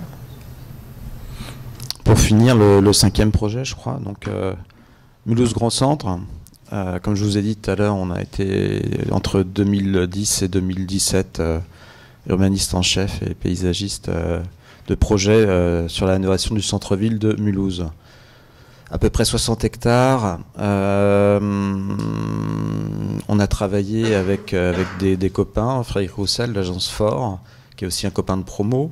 L'atelier 59 en signalétique, Christelle Giron, qui est architecte, qui s'était mis à son compte à l'époque et qui travaille en Suisse maintenant, et le bureau d'études Metron, qui est un bureau d'études suisse sur les déplacements. Mulhouse Grand Centre, donc on voit, c'est la chance d'avoir un centre quand même qui est délimité par un grand boulevard. Alors forcément, il faut aller chercher un petit peu ailleurs, mais il y avait au sein déjà de ce boulevard des caractéristiques très différentes, avec potentiellement vers la mairie le développement d'habitats et d'équipements, le renouvellement commercial avec le projet de Porte Jeune. On est arrivé, en fait, le grand centre commercial dessiné par Eichen et Robert avait été réalisé, mais il y avait une grosse opération de renouvellement ici qui a été portée par TOA. Le patrimoine du centre-ville avec ses espaces publics, et puis le off mulhousien dans un secteur beaucoup plus habité avec une restructuration possible d'une diversité d'habitats traditionnels et anciens.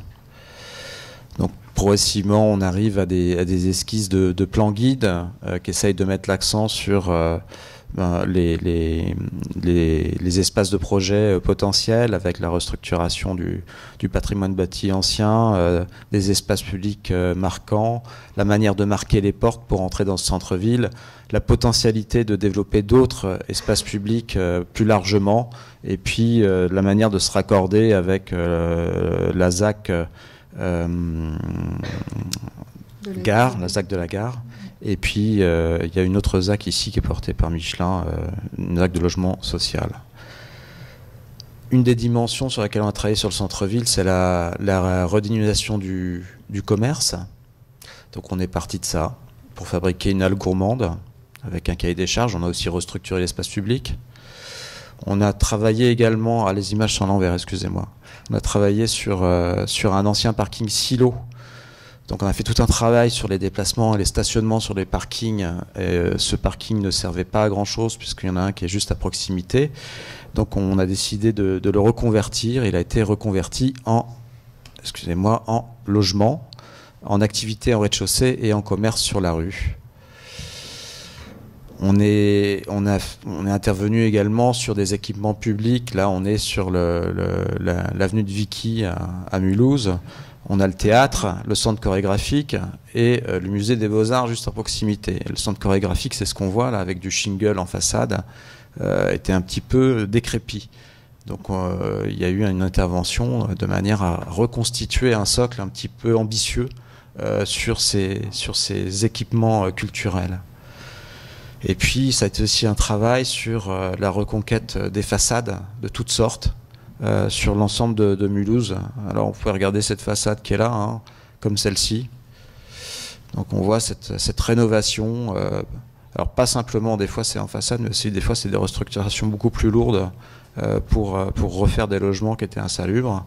Et puis ici c'était une reconquête de ce silo voiture en socle privé pour le repeindre un peu différemment, atténuer sa présence et essayer de reconquérir aussi les rez-de-chaussée commerçants. Vous avez vu au passage que les espaces publics ont été entièrement rénovés, les parkings restructurés, les stationnements dans le bon sens, et puis on a planté cette rue.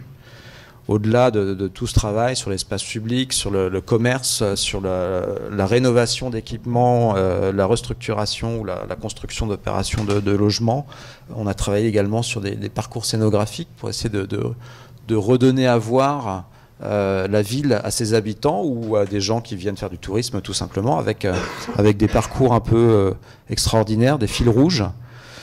Des fils rouges qui sont à la fois des manières de montrer la ville là où on la voyait plus, où on la regardait plus, donc une reconquête des murs aveugles avec des peintures contemporaines.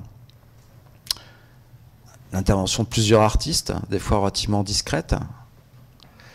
L'intervention sur des éléments de patrimoine, c'est le dernier kiosque à eau qui distribuait l'eau gratuitement il y a 60 ans, et peut-être plus, qui a été reconverti en petit pavillon pour avoir des croissants, des bretzels, un chocolat chaud ou un café le matin.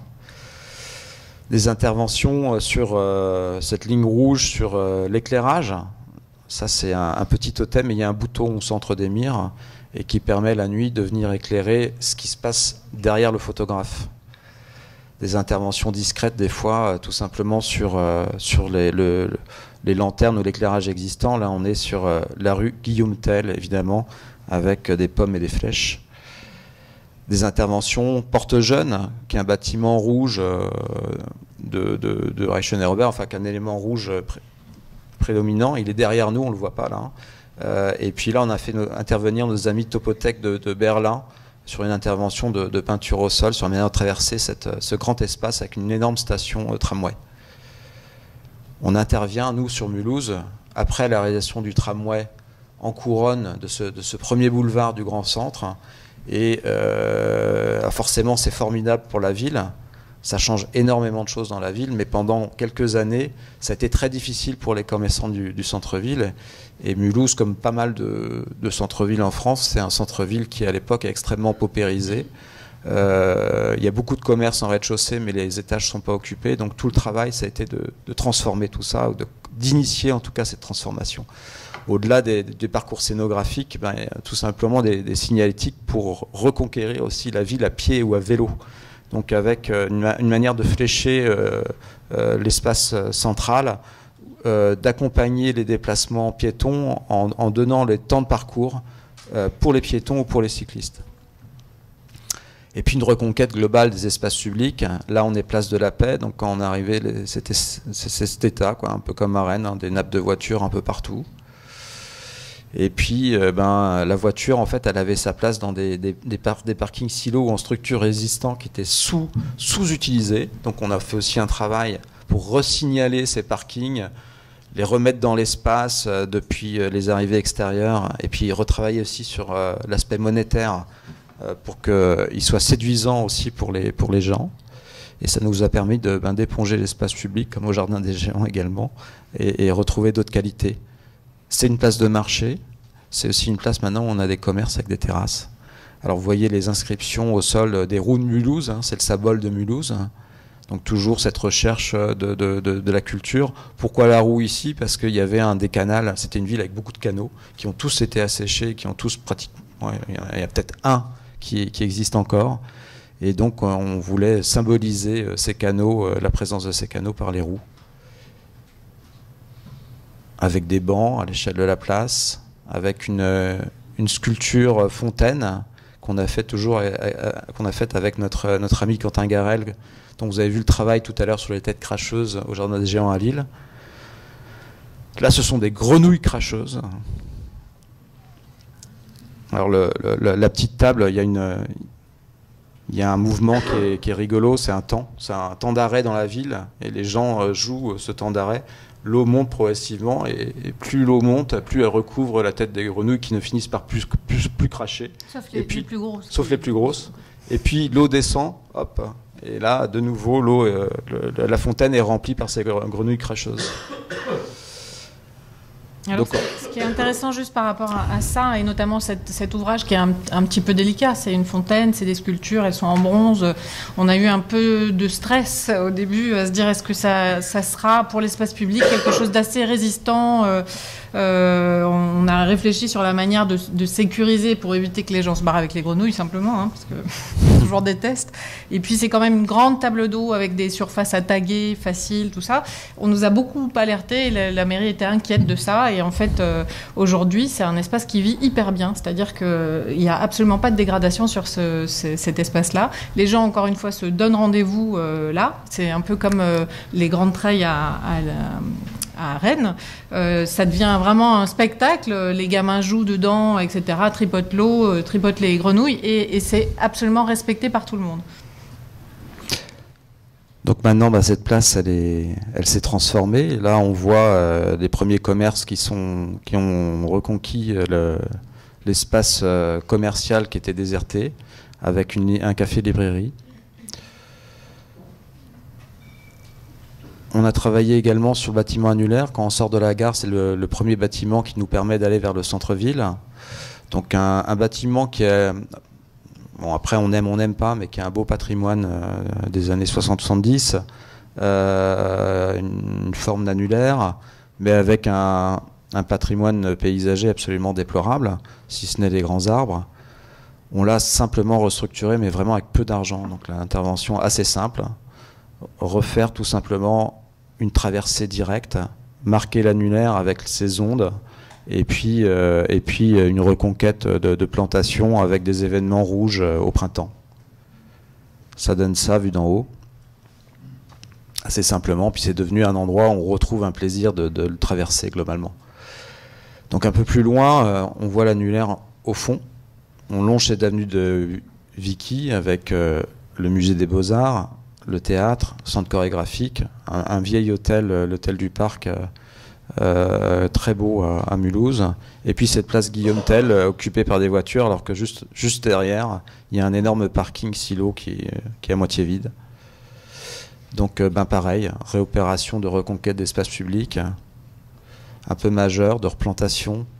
Donc on voit là le passage teutonique qui nous permet d'aller vers la place de la Réunion, qui est la vieille place mulhousienne, avec cette reconquête et ce travail sur les murs. Le musée des Beaux-Arts, le socle de l'avenue de Vicky, vers le square Steinbach, qui est un square qu'on a entièrement rénové, qui était un square totalement fermé. Il avait été, c'est un vieux square sans doute du 18e, je ne me souviens plus bien, du 19e.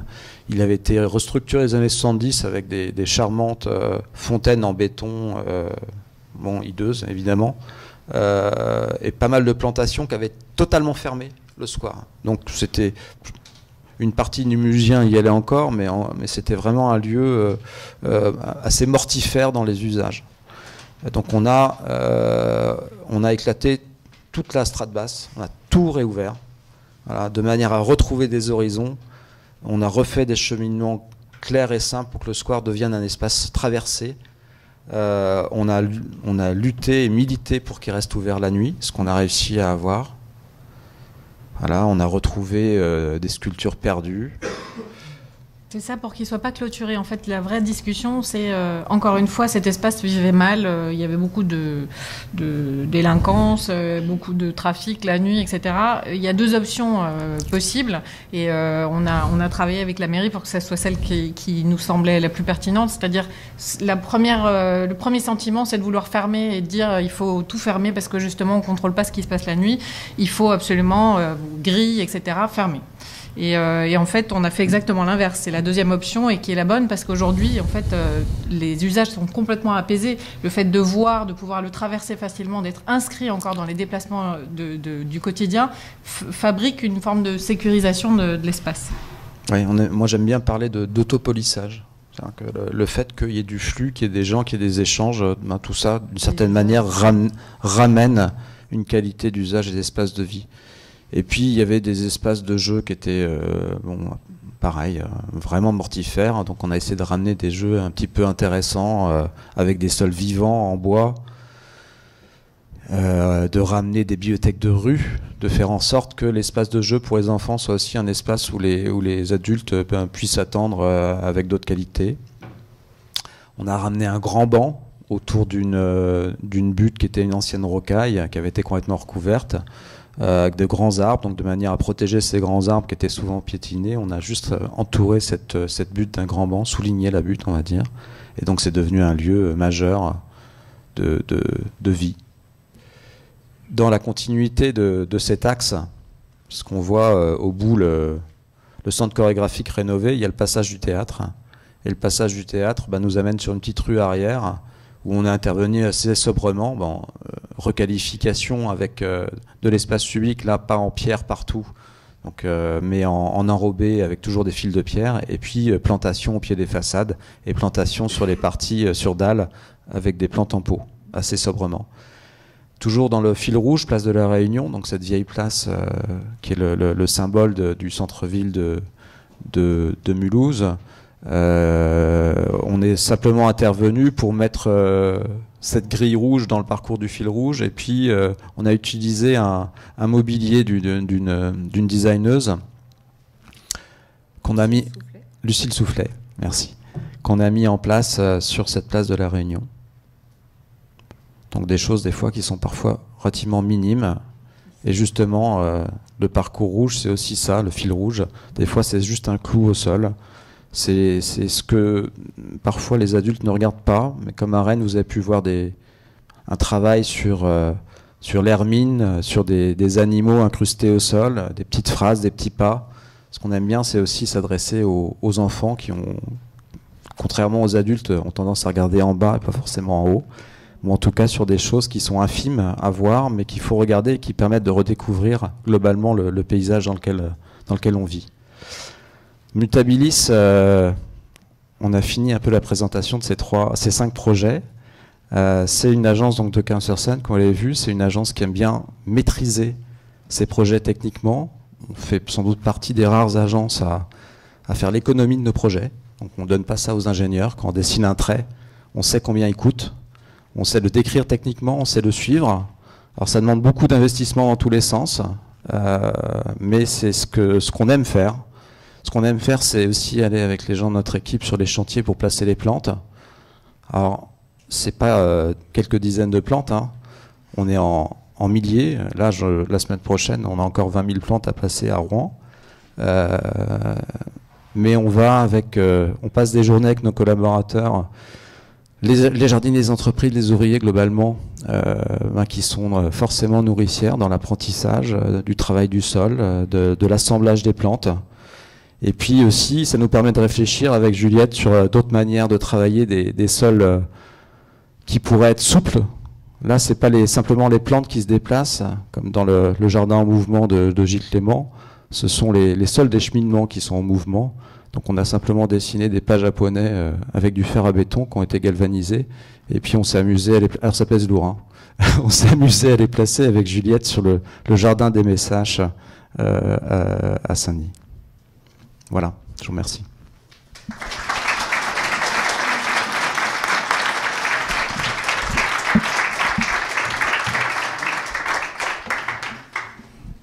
Un grand merci pour cette conférence et puis tous vos projets. C'est vrai que la technique, le bon sens, ce qu'on découvre aussi, c'est la poésie qu'il y a dans tous ces projets et puis toute l'hospitalité que vous offrez à travers ces aménagements. Donc c'est formidable et c'est vrai que de voir aussi votre épanouissement dans ce métier, dans ce travail aussi de paysagiste urbaniste, ça fait plaisir. Et moi, j'avais juste une petite question par rapport à ce thème changer ce qui doit être, que vous nous avez révélé en début de séance. Avec cette petite phrase-là, vous avez un message d'avenir pour, à la fois peut-être pour la FFP, qui représente ce métier en mutation et qui représente la mutation, en fait, et pour les jeunes. On l'a fait à deux. Moi, alors, changer ce qui doit l'être, en fait, c'est aussi partie d'une forme de critique, plus ou moins, hein, qui a été de dire il y a eu un moment où on a eu peur de basculer dans le suraménagement. Et on a un peu tendance à penser qu'effectivement, avec cette expression-là, c'est un peu le leitmotiv, on se force à regarder les choses au cas par cas et ne pas appliquer une forme de recette sur les sites sur lesquels on intervient. Donc, c'est un peu amener les choses de manière un peu décomplexée et se reposer toujours les bonnes questions et se forcer à les reposer, parce que finalement, je crois que c'est Corbusier qui parlait de masser l'œil à chaque fois dans un sens différent. J'aime bien cette idée-là, parce que dans l'œil, il y a le regard, il y a l'analyse, il y a la compréhension de son territoire. Il faut y aller, il faut se reposer toujours les bonnes questions pour intervenir de manière juste. Et puis effectivement, sur ce qu'on aime bien, en tout cas, ce qu'on a senti, enfin en tout cas moi je l'ai senti quand j'étais étudiant à l'école de Versailles, c'est que le paysage il pouvait pas se limiter à la chlorophylle ou au sol, quoi, ou la question de l'eau, voilà, et que le paysage forcément il intégrait l'architecture. Et du coup, pour certains d'entre nous, paysagistes, il est devenu assez naturel de s'intéresser à l'urbanisme. Et nous, ça nous a intéressé tout de suite, quoi. Et de plus en plus, enfin on fait pas de hiérarchie, vous l'avez vu d'ailleurs à travers notre travail, hein, mais on aime bien s'intéresser à ça, parce que l'un sans l'autre, ça n'a aucun intérêt. C'est-à-dire que l'espace public, la rénovation d'espace public ou la fabrication d'espace public, c'est fait pour que les gens vivent dedans.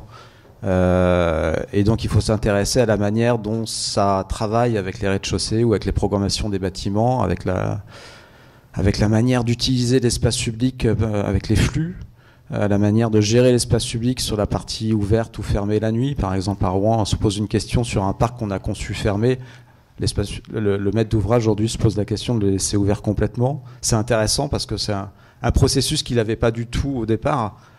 Rouen, c'est 30 hectares, il nous demande de faire des clôtures de 2 mètres, 2 mètres 20 tout autour, quoi. Et puis finalement, on propose d'autres choses, et au fur et à mesure du temps, se pose la question de non plus fabriquer des espaces en mode carcéral, mais plutôt en mode vivant à toutes les échelles, et pas simplement sur le green bashing avec le vivant soi-disant écologique.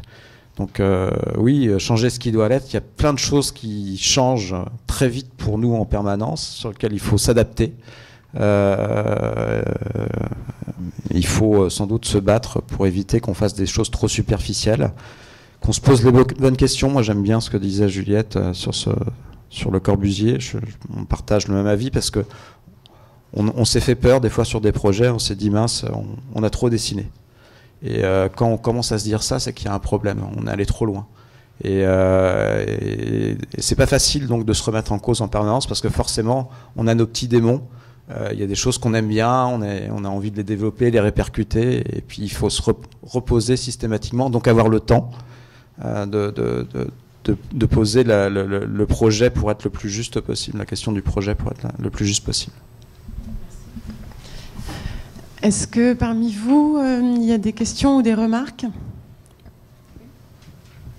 Bonjour. J'ai beaucoup apprécié votre philosophie de faire des minimums d'intervention et aussi compter l'interrelation avec des acteurs. Parce que normalement, quand on fait des jolies perspectives, les humains sont, c'est un peu comme des modèles. On s'en fiche un peu ce qu'ils ont fait. Mais le dernier projet, j'ai beaucoup apprécié. C'est vraiment, vous faites des minimums d'intervention, mais ça a redynamisé le centre. C'est un travail final avec les gens, avec des habitants. Et en fait, j'ai une petite question sur le projet à Rennes, la maille. En fait, je trouve que c'est une bonne idée de supprimer la circulation au nord. Mais en fait, après, ma question, c'est sur la circulation. Les rues qui sont perpendiculaires à la partie nord. Et du coup, elles deviennent des impasses. Comment vous gérez Non, en fait, on a effectivement, du coup, c'était un choix. Soit le terre-plein central, on le gardait intègre sur toute la longueur, avec 2 voies de part et d'autre, soit on le rivait sur un des côtés, mais il était fractionné par toutes les rues perpendiculaires. Mais toutes ces rues perpendiculaires, en réalité, ce sont à l'exception d'une, ce sont toutes des rues résidentielles, avec très peu de flux de circulation. Donc nous, on a préféré on préfère fragmenter dans ce sens-là, parce qu'en plus, ça correspond un peu à la manière dont on peut fabriquer différents usages et jouer avec ce qui existe aujourd'hui. Et ça marche très très bien. Voilà, donc tout est connecté. On a gardé des carrefours, on a gardé le système Vière tel qu'il fonctionnait à l'origine, mais simplement on a décidé de mettre plus de flux sur la partie sud et moins sur la partie nord. Mais pour les... ça marche toujours, ça traverse. Ça traverse toujours. Ça traverse. Oui. On a des carrefours. Je ne sais pas si j'ai le temps de revenir.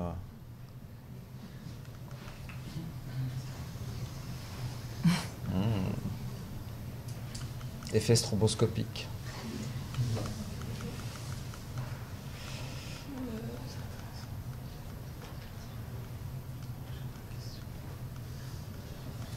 Là, on le voit ici. Là, c'est une rue, c'est une petite rue de traverse, tout simplement. Mais on n'a pas cherché à. On va le voir en plan. Voilà. Ici, on a un gros carrefour parce qu'on a la poste. Puis c'est un des axes importants nord-sud de Rennes. Mais sur le reste, en fait, on est sur des rues en sens unique. Et puis ici. Alors, je ne suis pas allé dans le détail partout. Cette partie-là, par exemple, c'est que accès riverain.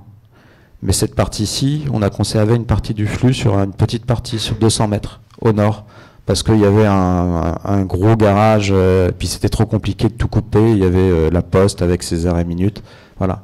Donc il y a un peu de subtilité, un peu plus de subtilité que la caricature que je vous ai faite tout à l'heure. D'autres questions techniques? Non, parce que je ne suis pas rennais, mais je suis rennais d'adoption depuis 10 ans. Et il se trouve qu'avant même d'arriver à Rennes, pour la Kourouse notamment, j'ai travaillé pendant 6 ans avec Alexandre Chemetov, qui a quand même sorti ce quartier du noir dans lequel il était, et que vous avez fait l'amabilité de ne pas citer. Donc je dois dire que si vous êtes rennais, vous devez à l'honnêteté intellectuelle de rejoindre ce que je viens de dire. C'est-à-dire qu'en fait, avant vous, il y a eu Alexandre Chemetov, et ce morceau du Mail devait être la pierre angulaire de tout l'aménagement de Sazac. Alors, au départ, quand j'ai su que vous aviez gagné, j'étais triste pour lui, surtout. Bon, après, j'ai regardé le chantier, j'ai vu évoluer le truc, puis comme je travaille à l'école, je le traverse régulièrement, ce Mail, et je dois reconnaître que ce projet, que j'aimais pas, donc au départ, enfin, contre lequel j'avais des préventions considérables, je vais vous dire pourquoi après aussi, je dois reconnaître qu'il a un certain succès. Et en plus de ça, ce que vous dites est vrai, le marché bio marche du feu de Dieu, les agrès attire de plus en plus de monde, et j'ai compris aussi avec ce que vous avez dit de la concertation, que je ne pouvais pas deviner, que vous aviez énormément travaillé. J'ai vu tout le travail qui est quand même assez discret, c'est vrai, c'est indiscutable.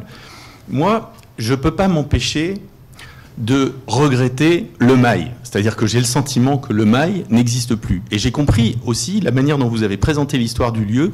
Pourquoi? Parce que vous avez parlé d'une zone humide, certes, c'est vrai, c'était inondable, etc. C'était même un quartier un peu insalubre avant que on le retravaille. Et c'est ça qui le fait qu'il ait pris de la valeur ne enlève pas l'importance de l'eau.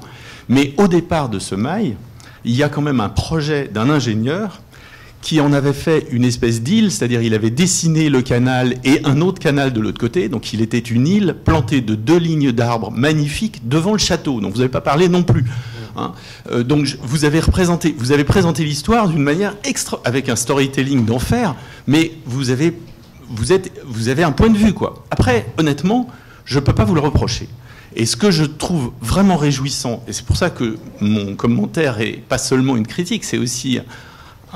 Enfin, c'est une critique qui n'est pas que négative, c'est que je pense que vous avez choisi, quoi. Et le pire, c'est de ne pas choisir. Après, vous choisissez suivant des critères qu'il est bien de définir et à l'intérieur d'une histoire du lieu qu'il est honnête de retracer d'une manière plus complète que vous ne faites. Mais ça, c'est autre chose, quoi. Ce lieu a été orienté. Par exemple, il y avait 2 lignes de platane magnifiques. Au lieu de la recompléter en disant, je sais pas, parce que par exemple aux Tuileries, par exemple, à un moment donné, on s'est dit, est-ce qu'on replante? Il y avait beaucoup de... Bon, et puis c'était une question. Il y a eu des concours, il y a des gens qui choisissaient de replanter, d'autres qui ont choisi de compléter ou d'orienter le truc autrement. Vous avez planté carrément des cèdres là où il y avait des platanes. Ça a ulcéré énormément de gens, il faut le dire. Hein. Et les platanes étant eux-mêmes lacérés, enfin le mail étant lui-même à nouveau lacéré et rattaché d'un côté, il a perdu une... Alors je sais pas, hein, on peut dire... Ce qu'il en reste rappelle tellement fort le mail que finalement l'idée du mail était tellement fort qu'il fallait quelqu'un qui prenne ce risque pour le valoriser. On peut dire ça. Comme on peut dire non, c'est dommage, c'est devenu une ruine alors qu'on aurait pu en refaire un beau mail. Quoi. Vous voyez ce que je veux dire? Le fait est que initialement c'était un lieu de partage public énorme, c'était un champ de foire avant de devenir le parking que vous avez dit, que vous avez tout à fait bien décrit. Ça c'était clair. Et que c'est en train de redevenir un lieu du public. Donc moi, je pense que vous nous avez fait une conférence magnifique qui montre qu'il y a aussi des paysagistes postmodernes, c'est-à-dire qui renoncent avec l'idée du construire pas cher, qui se disent on peut mettre de l'argent sur l'espace public, on peut se goinfrer d'ornements, on peut renouer avec tout ce dont on s'est privé, la symbolique, etc. pendant l'époque moderne. Bon, voilà, les paysagistes postmodernes existent, mutabilistes, mais il faut reconnaître qu'en même temps, il y a une demande pour ça, quoi. Et aujourd'hui, la concertation, tout ça, je ne sais pas ce qu'ils vont faire avec l'avenue Janvier, par exemple. C'est une vraie question. Mais c'est sûr que quand on met beaucoup de monde autour de la table, on aura de plus en plus de mal à faire des grands gestes comme ce mail initial, on va dire. Et donc, cannibaliser les grands gestes du passé, enfin j'exagère un peu, mais disons les faire muter, on va dire, pour être plus cool, c'est sans doute un vrai avenir à partager avec beaucoup de monde, et je vous félicite.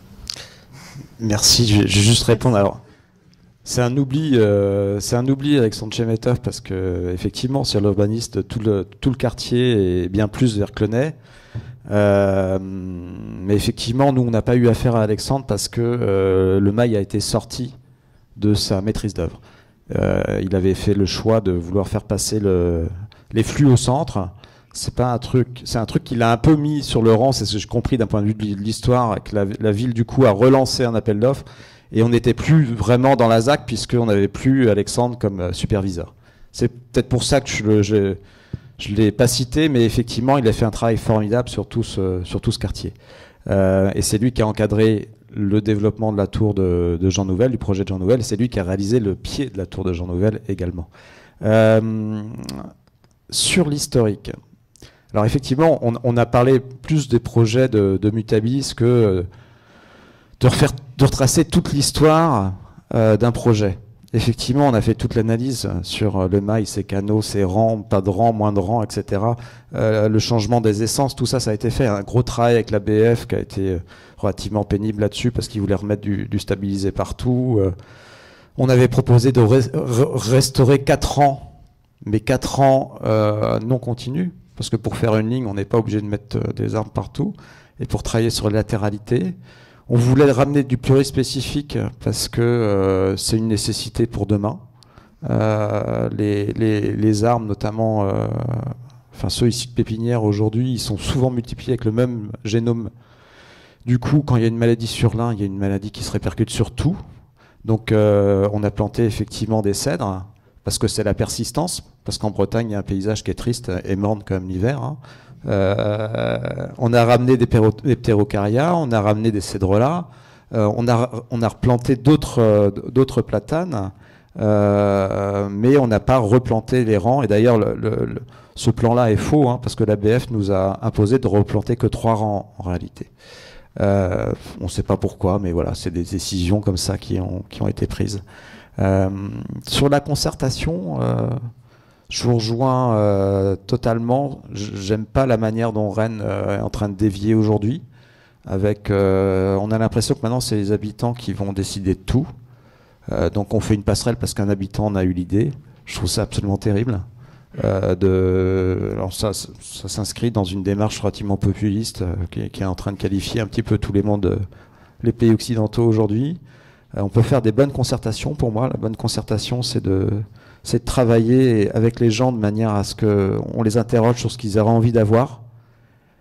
Ça, ce serait la bonne concertation telle que ça a été défini en 92 à la conférence de Rio. Aujourd'hui, on est en train de faire la concertation en disant « toi, qu'est-ce que tu veux devant ton paillasson ?» C'est absolument pas comme ça. On considère en tout cas la concertation. Et donc du coup, effectivement, ça finit par proposer des projets un peu comme on a à Paris ou à l'avenue Janvier à Rennes, où d'un seul coup, nous, on habite rue du Chemin Vert. Rue du Chemin Vert, il n'y avait pas de végétation, on va remettre de la végétation du chemin vert, ça peut être vert, quoi. Eh ben non, j'ai pas forcément envie d'avoir de la nature là où elle ne doit pas être. Il y a des rues qui sont pas suffisamment larges pour qu'elles soient là. Voilà. Et bon, sur le Mail, je suis content que vous appréciez notre projet, hein, mais parce qu'avec peu d'argent, c'est pas aussi simple. Hein. Et puis beaucoup de nouveaux d'enrobés où on a été critiqué en disant mais c'est vite votre projet. Mais en fait, c'est vite, mais ça permet justement à plein de choses de venir. Et le champ de foire, il est revenu. Quand on était étudiant à l'école de Versailles avec Juliette, dans tous les rendus de nos copains de promo, il y avait forcément à un moment une grande roue qui tournait. Parce qu'il fallait redonner quelque chose à la dimension du paysage. Nous, on n'a jamais dessiné de roue là, mais maintenant, à Noël, il y en a. Donc c'est vraiment extraordinaire. Bon, et puis juste pour réengager un débat, mais qu'on aura peut-être une autre fois, c'est la question de l'histoire et notre rôle par rapport à ça. On intervient, il y a des choix à faire effectivement. On a beaucoup de débats avec les ABF, les architectes du patrimoine, etc. Je reprends ce que je disais tout à l'heure. J'aime bien aborder les choses de manière décomplexée. Il y a une question de curseur à placer. Je suis pas sûre qu'on soit toujours, ça peut être des fois le cas, hein, mais qu'on soit toujours dans l'obligation ou que ça soit si intelligent de restituer ce qui était. Finalement, on pourrait remonter à quel moment on s'arrête dans l'histoire. Peut-être que s'il faut remettre un marais, en fait. Non, il y a un moment où, voilà, toutes ces questions-là, le curseur n'est pas systématiquement de retrouver la forme historique que chacun défendra d'une façon ou d'une autre, quoi. Merci. D'autres remarques? Charles, tu veux reprendre? Ça mérite quand même peut-être de déjeuner ensemble sur Rennes pour aller un peu plus loin. Donc merci à tous. Il y a encore une question devant? Oui? Pardon. Qu'est-ce que vous pensez de projets, par exemple dans la ville de Paris, il y a une grande promenade qui va être créée sur les anciens fermiers généraux, où on a l'impression qu'il n'y a pas du tout les réflexions que vous avez sur les usages qui vont pouvoir se faire à cet endroit-là.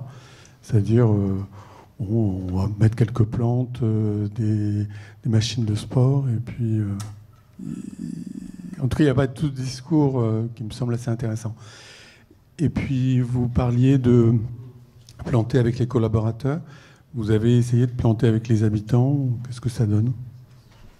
Oui, alors... planter avec les habitants, on essaye de le faire. C'est jamais très facile, parce que les fenêtres de tir pour planter sont assez complexes. À cause de la pluie, de l'avancée du chantier, etc. Donc se dire on va planter tel jour, c'est assez compliqué. Donc on l'a fait là à Rouen, il y a des gens qui sont venus pour planter un verger, c'était sympa, on aimerait bien le faire plus souvent, mais sur les projets qu'on traite, c'est pas si facile. Mais c'est des choses qu'on aime bien faire. Sur Paris, je peux pas m'exprimer sur le projet dont vous parlez parce que je le connais pas suffisamment. Je pourrais simplement avoir un regard un peu généraliste. Ce qu'on peut regretter, en tout cas nous en tant que paysagistes, on l'a regretté, on a refusé de faire partie des groupements pour répondre à la rénovation des places, parce qu'il y avait des bureaux d'études mandataires, parce que c'était pas des concours. Et ce qu'on peut regretter, c'est ça. C'est qu'il n'y ait finalement plus de concours, ou pas assez d'ouverture, de réflexion, et que du coup la réflexion elle se fait dans l'entre-soi. Elle se fait aussi un peu avec les habitants, mais en fait c'est souvent un petit peu faux, c'est-à-dire qu'il leur sort des choses qui n'ont pas vraiment d'intérêt d'un point de vue structurel ou d'un point de vue de la culture ou du design. Notre projet, c'est quand même, il a une dimension culturelle forte. On a réimprimé ce mail. Effectivement, c'est un héritage culturel, il était extrêmement déformé, mais on lui a réimprimé un paysage pour quelques décennies. On a certains projets dont on espère qu'ils seront des éléments d'histoire et de culture pour des siècles prochains. il y a une dimension culturelle qu'il faut aussi avoir et qui est en train de se perdre au profit effectivement de projets relativement fonctionnalistes ou assez convenus, avec des démarches par contre qui sont très cadrées sur la communication avec les habitants et le soi-disant partage de conceptions avec les habitants. Moi, je trouve que Paris mériterait un peu plus de faire appel à des gens dont c'est le métier, de participer à l'animation de ces démarches-là, et puis de réfléchir et d'amplifier en fait ces réflexions sur l'espace public et leur transformation, leur reconversion. Parfait. Ça peut faire une bonne conclusion, à moins qu'il y ait d'autres remarques. Personne ? Alors, avant qu'on les applaudisse, juste, c'est aussi important que vous ayez les infos pour la suite et les prochaines expériences de paysage. Donc, le mois prochain, c'est Basmet qui viendra à la tribune. La date est encore floue, désolé, il y a des petits soucis. Et puis, en juin, c'est Sébastien Argan, qui est de votre promo aussi, qui va faire une expérience de paysage un peu particulière, puisqu'on l'a fait hors les murs. Elle ne sera pas au pavillon de l'Arsenal, mais ce sera au Potager du Roi à Versailles, dans l'école du paysage de Versailles, dans le cadre de la Biennale d'architecture et de paysage qui est organisée par la région, le samedi 15 juin. Donc, il faudra tous venir à Versailles. Et il y aura la veille, le 14 après-midi, l'Assemblée générale de la Fédération du paysage, avec un débat sur les sols nourriciers en Île-de-France. Donc, vous êtes aussi tous invités à venir et à suivre un peu ces infos sur les Facebook, FFP, etc. Désolée pour la page pub. Pour revenir à vous, un grand merci et puis bonne continuation.